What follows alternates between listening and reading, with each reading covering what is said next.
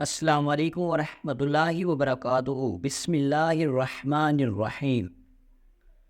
کئی صدیوں پہلے مصر کی سرزمین پر ایک ایسا قاضی صاحب گزرا جس کا نام سن کر بڑے بڑے مجرم کانپ جایا کرتے تھے۔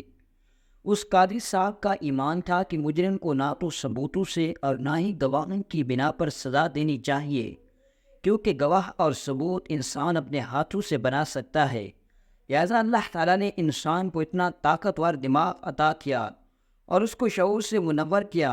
لہٰذا ایک باشعور انسان ہونے کے ناطے انسان کو اپنے عقل اور شعور سے فیصلہ کروا کر مجرم کو سزا دینی چاہیے۔ روایات میں ملتا ہے کہ قاضی صاحب کی زندگی میں کبھی کوئی ایسا فیصلہ نہیں ہوا جس کو کوئی دوسرا قاضی یا چاہے سلطان بھی رد کر سکتا ہو۔ قاضی ابن جاوش نے کبھی ایسا فیصلہ نہیں دیا کہ جس میں انصاف کے تقاضوں کو پورا نہ کیا گیا ہو۔ اس قاضی کے بارے میں یہ بھی مشہور تھا کہ قاضی صاحب کے پاس اپنے عقلمندانہ فیصلوں اور منصفانہ رویے کی وجہ سے قاضی ابن جاوش نے اتنی طاقت حاصل کر چکا تھا کہ اس وقت کے امیر مصر کے پاس تھی۔ اس قاضی کے پاس بہت سارے سپاہیوں کے دستے اور اس کے نیچے کئی قبیلے موجود تھے جو صرف قاضی ابن جاوش کی اطاعت کرتے تھے۔ قاضی ابن جاوش سے مجرم اتنے ڈرتے تھے کہ جس جگہ سے قاضی ابن جاوش گزرتا وہاں سے گزرتے ہوئے مجرم کے ہاتھ پیر کانپنے لگتے اور وہ جگہ اس بات کی گواہی دیتی کہ یہاں سے قاضی ابن جاوش گزر کر گیا ہے۔ مورخین لکھتے ہیں کہ ایک دفعہ فلسطین کے چند ڈاکو ہجرت کر کے مصر کی حدود میں داخل ہوئے تو مصر کے سلطان کی سپاہیوں کا پہرا سخت تھا اور اس وقت کے سلطان کی گھات نے ان کو بڑی مشکلوں میں ڈال دیا۔ ڈاکو کا گروہ بچتا بچاتا مصر کے گھنے جنگل میں جا کر چھپ گیا اور تقریباً ایک ماہ تک دوبارہ ان ڈاکوؤں کے گروہ کو کہیں بھی نہیں دیکھا گیا۔ اس وقت کا سلطان اور قاضی ابن جاوش بھی یہ بات جانتا تھا کہ ان ڈاکوؤں کا گروہ مصر سے بھاگا نہیں ہے بلکہ وہ ڈر کر کہیں چھپ گیا ہے اور ایک نہ ایک دن وہ ضرور ظاہر ہوں گے۔ ان ڈاکوؤں کا گروہ زیادہ سپاہیوں پر مشتمل نہیں تھا، کیونکہ جب وہ مصر میں داخل ہوئے تو سلطان کی سپاہیوں کے ساتھ لڑتے لڑتے ان کے بہت سارے آدمی مارے گئے تھے۔ اب ان کا گروہ چند آدمیوں پر بچ گیا تھا، لیکن وہ ایک مہینے تک جنگل میں نظر بند ہو گیا تھا۔ جس جنگل میں وہ ڈاکو چھپے تھے اس جنگل کے قریب ایک گاؤں آباد تھا جس کا نام تشور تھا۔ وہ گاؤں ہرا بھرا لہلہاتا اور بہت سارے خیموں پر مشتمل تھا۔ وہ ایک قبیلے سے گاؤں بنا تھا اور اس گاؤں کے لوگ اکثر محنت مزدوری، ہنر اور بھیڑ بکریاں چرا کر اپنی زندگی کا گزر بسر کر رہے تھے۔ ان میں ایک موچی صاحب رہتا تھا جو بہت ہی محنتی، عقل مند اور ایماندار آدمی تھا۔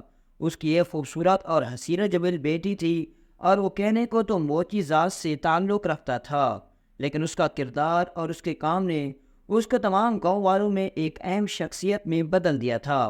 ان ڈاکو کے اس جنگل میں چھپنے کی تقریباً ایک ماہ کے بعد اس گاؤں میں یہ بات بڑی تیزی سے پھیلنے لگی کہ اس گاؤں میں چرواہوں کی بھیڑ بکریاں غائب ہونے لگی۔ گاؤں والے بڑے پریشان ہونے لگے کہ یہ بھیڑ بکریاں کہاں اچانک جا رہی ہیں، لیکن چور کو کوئی بھی پتہ نہیں چل رہا تھا۔ یہ بات بھی بہت پھیل چکی تھی کہ مصر میں ایک ڈاکو کا بہت بڑا ظالم گروہ داخل ہوا جو کسی جنگل میں چھپ گیا ہے۔ جب ان دونوں باتوں کے بارے میں موچی صاحب کو معلوم ہوا تو اس کے دماغ میں یہ بات اچھی طرح بیٹھ گئی کہ ان ڈاکوؤں کا گروہ اسی جنگل میں چھپا ہے اور خوراک کی کمی کی وجہ سے وہ روز رات کو ہمارے گاؤں میں داخل ہوتے ہیں اور بھیڑیں اور دمبے اٹھا کر لے جاتے ہیں۔ جب یہ بات موچی نے سنی تو وہ گاؤں کے سرپنچ کے پاس گیا اور اسے اس مسئلے کا حل نکالنے کے لیے کہا اور اسے یہ بھی بتایا کہ ان سب کے پیچھے وہی ڈاکو ہیں۔ جب یہ بات گاؤں کے سرپنچ نے سنی تو وہ بھی ڈر گیا اور اس نے کہا کہ ہمارے پاس اتنی طاقت نہیں کہ ہم ان ڈاکوؤں کا مقابلہ کر سکیں۔ اور جب یہ بات اس موچی نے سنی تو وہ جوش میں آ گیا اور اس نے کہا کہ میں اسی طرح گاؤں والوں کو لوٹتا نہیں دیکھ سکتا، اور وہ جوش میں آ کر اس نے اپنی تلوار اور خنجر اٹھایا اور اس جنگل کی طرف روانہ ہو گیا۔ اس کی ایک 15 سالہ بیٹی تھی۔ جب اس نے اپنے باپ کو اکیلے جاتے ہوئے دیکھا تو وہ بھی اس کے پیچھے بھاگ پڑی اور گاؤں کے چند آدمی بھی اس موچی کے پیچھے بھاگ پڑے۔ چلتے چلتے ابھی موچی صاحب کے جنگل کے بیچ ہی میں پہنچا تھا کہ راستے میں ڈاکو نے اسے دیکھ لیا اور گھات لگا کر بیٹھ گئے۔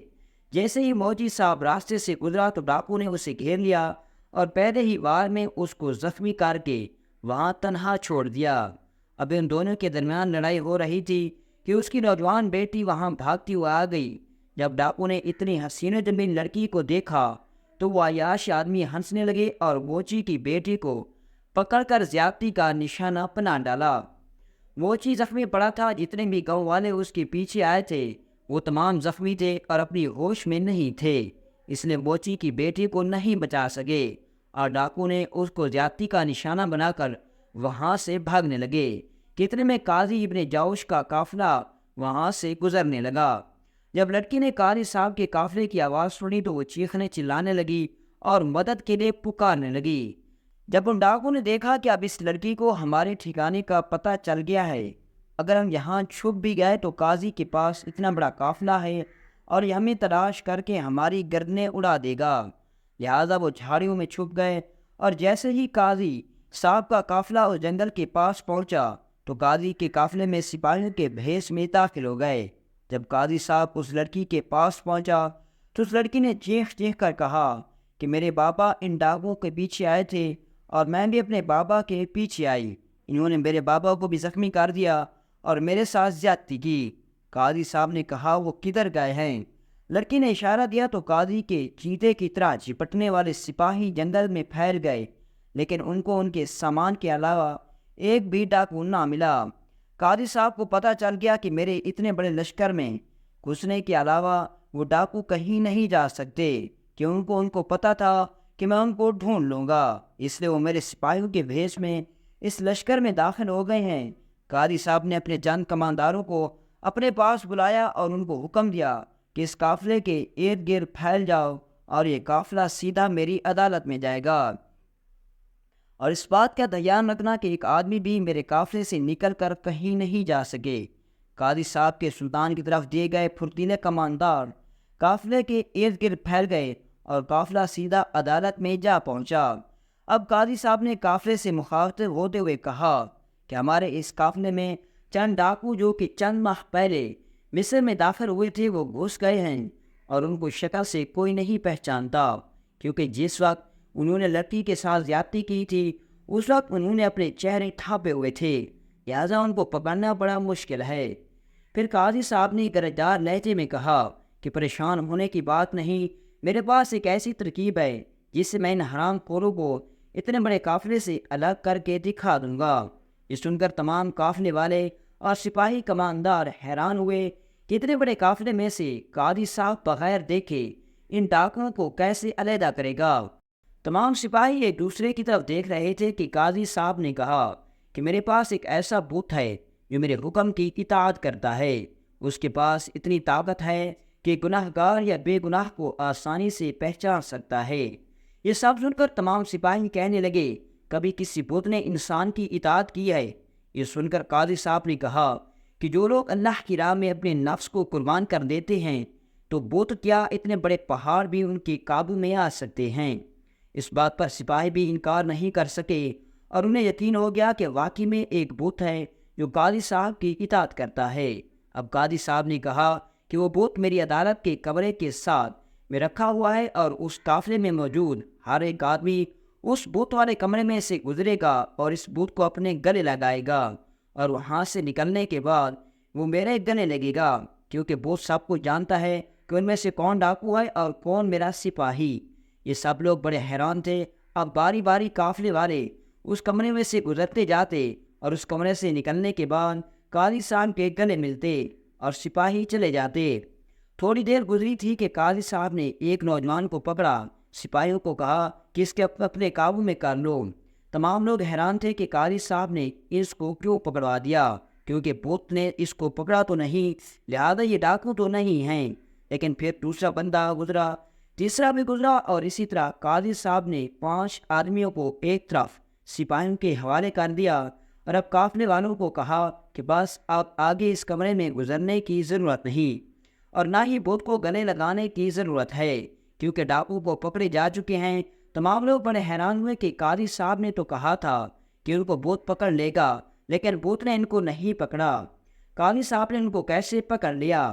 قاضی صاحب کے ایک سپاہی نے کہا حضور آپ نے تو کہا تھا کہ جو ڈاکو ہوگا اس کو بھوت پکڑ لے گا، لیکن ان پانچوں کو تو بھوت نے ہاتھ تک بھی نہیں لگایا۔ یہ سن کر قاضی صاحب نے کہا، اے بے وقوف آدمی، کیا تم اتنے بے وقوف ہو کہ جو بت خود انسان کا محتاج ہے وہ کیا کسی مجرم کو پکڑے گا؟ یہ تو میری صرف ایک چال تھی، میں نے اس بت کے اوپر ایک ایسی خوشبو لگا دی تھی جو انسان اس کے قریب بھی جائے تو وہ خوشبو اس کے ہاتھوں اور اس کے جسم میں سے آنے لگتی ہے، لیکن میں جب سے قافلے والوں کو گلے ملتا رہا ہوں تو ہر آدمی کے جسم سے وہی خوشبو آ رہی تھی، کیونکہ وہ تمام لوگ اس بت کو گلے لگا رہے تھے۔ لیکن جب یہ پانچوں کمرے میں گزرے تو اس اندھیرے کمرے میں انہوں نے بت کو گلے نہیں لگایا، بلکہ اس کے دور سے گزرے کہ کہیں بت ان کو پکڑ نہ لے۔ اور جب میں نے ان پانچوں کو اپنے گلے لگایا تو ان کے جسم سے مجھے بالکل وہ خوشبو نہیں سگائی دی۔ مجھے پتہ چل گیا کہ یہی پانچوں ڈاکو ہیں، اور اسی ڈر کی وجہ سے انہوں نے بت کو گلے نہیں لگایا۔ اس کے بعد سلطان کے کمانداروں نے ان پانچوں کی گردنوں میں تلوار رکھتے ہوئے کہا کہ آپ اپنی حقیقت بتا دو، ورنہ تمہیں سب کے سامنے کاٹ ڈالیں گے۔ انہوں نے کہا، ہم فلسطین سے ایک بڑے منصوبے کے تحت مصر میں داخل ہوئے تھے، لیکن سلطان کے سپاہیوں نے ہمارے منصوبے کو الٹ کر دیا تھا اور ہمارے سارے سپاہی مار دیے تھے، اس لیے ہم جنگل میں چھپ گئے اور ہم نے سوچا کہ یہیں ہم مصر کے سپاہیوں کو بغاوت پر اکسا کر اپنے ساتھ ملا لیں گے اور اپنا مقصد حاصل کریں گے، لیکن ہمیں کیا پتہ کہ ہمیں اس لڑکی کی وجہ سے ہمارا سارا منصوبہ ناکام ہو جائے گا۔ اب ادھر سے خبر آ گئی کہ موچی کی جان بچ گئی ہے۔ قاضی صاحب نے ان ڈاکوؤں کو پھانسی دینے کا حکم دیا اور موچی کو اپنی عدالت میں اہم عہدہ دے دیا، اور اسی طرح موچی صاحب کو اپنی عقل مندی کا صلہ مل گیا۔